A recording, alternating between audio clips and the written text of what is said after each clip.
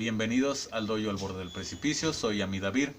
En este video hablaremos sobre métodos cerebrales de racionalización para la comprensión del mundo.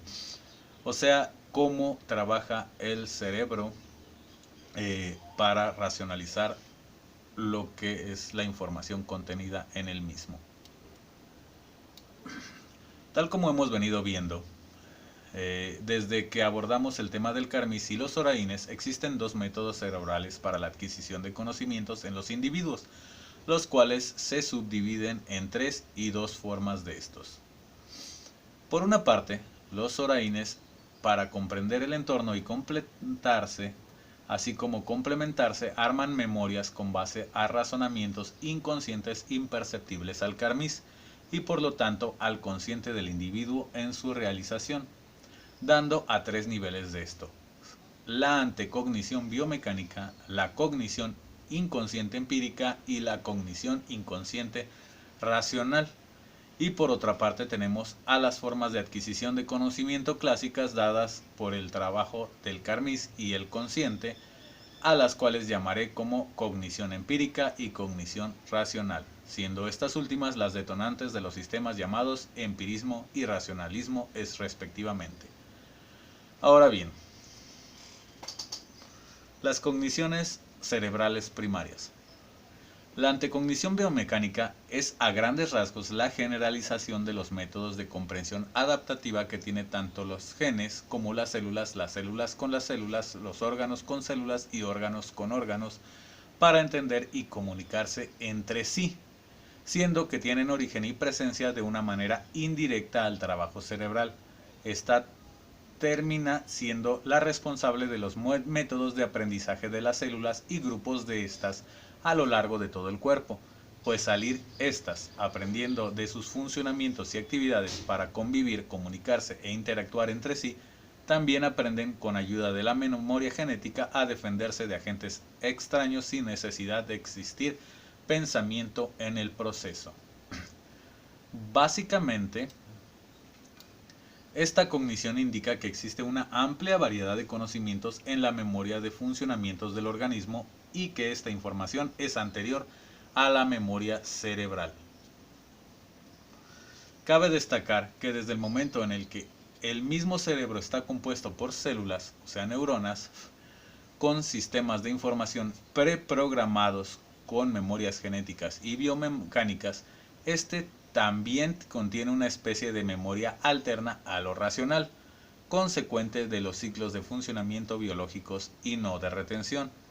Las memorias dadas por la antecognición biomecánica se dividen en varios niveles acordes a las conexiones entre genes y células, células y células, órganos y células y órganos con órganos,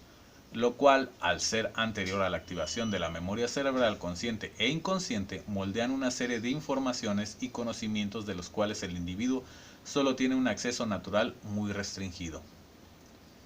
Ejemplos de este tipo de conocimientos existen millares, pero, para no entrar en excesivos detalles, tres de los más claros casos observables en estos son la disociación, disonancia cognitiva, el deseo de leche materna en los bebés y las reacciones sexuales fisiológicas. Nota: como se podrá notar, al ser la disonancia cognitiva un efecto de la antecognición biomecánica, la acción de esta es indirecta al individuo y por lo tanto las intenciones o disposición de comprender o aprender sobre un algo no es completamente controlable, dando a que esta se presenta como un mecanismo de defensa celular ante cambios o modificaciones extremas, y por lo tanto para su control o modulación de este tipo de sesgos cognitivos debiese bastar para los individuos que al comprender el hecho y los síntomas estos pudiesen buscar parar o desviar el tema momentáneamente para continuar o postergar el aprendizaje o abordaje a un momento de mayor disponibilidad de sus neuronas, si es que en verdad quiere tratarle y aprender. La cognición inconsciente empírica. Por su parte,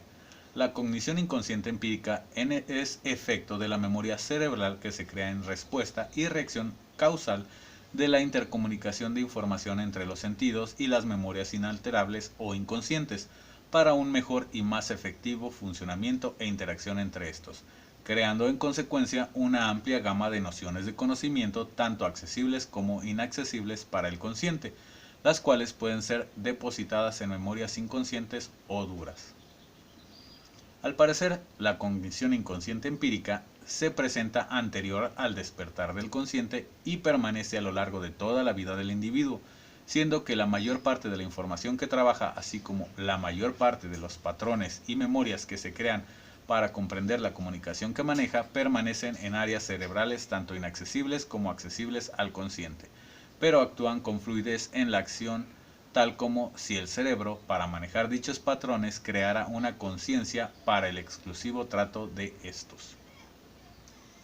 Ejemplos de la presencia de esta forma de adquisición de conocimientos existen millares,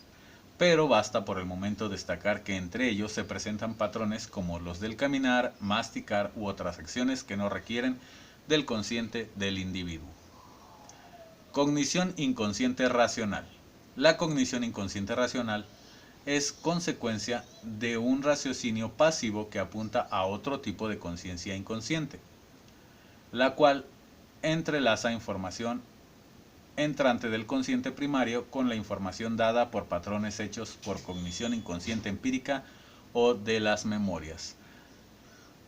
La cognición inconsciente racional es de hecho la forma de adquisición de conocimientos más importante y fructífera de los individuos, pues ésta crea patrones e ideas tras bambalinas del carmís,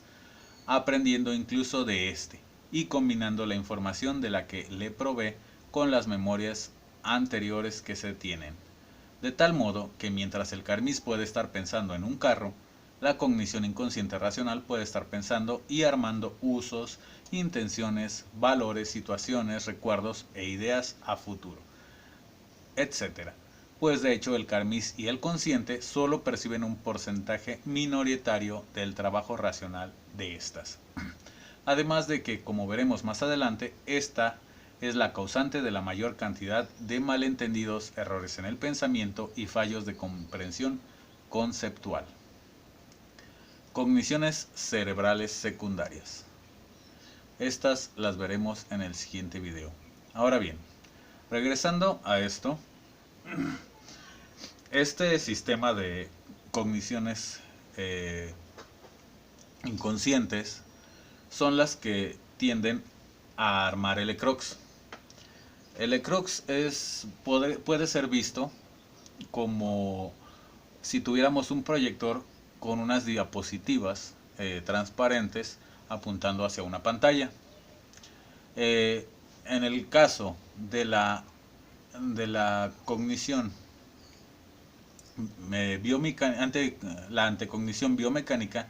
esta sería como el proyector, la mesa y el ángulo en el que se proyectan las diapositivas,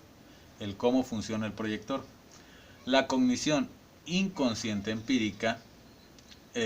sería como el acomodo que se le daría a las diapositivas en un desorden que no está bien definido